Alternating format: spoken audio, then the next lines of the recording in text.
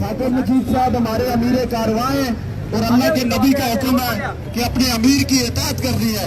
मौजूदा वक्त में हमारे जो अमीर है वो राजा साकिब मजीद साहब हैं, इसलिए तमाम कारकुनान से मेरी गुजारिश है कि अल्लाह के नबी का हुक्म मानते हुए अपने अमीर की इताअत करनी है। हम मुसलमान हैं, हमने नज़्म ज़ब्त के साथ जिस मकसद के लिए यहाँ पे आए हैं वो मकसद हासिल करना है और हमारे अमीर आपसे बात करेंगे। कुछ भी करना होगा अमीर कारवां जनाब राजा साकिब मजीद साहब आपको बताएंगे। इसलिए अल्लाह के नबी के हुक्म के मुताबिक हमने जमात अख्तियार की, अल्लाह के नबी के हुक्म के मुताबिक हमने अपने अमीर को सुना और अल्लाह के नबी के हुक्म के मुताबिक ही हमें अपने अमीर की इताअत भी करनी है।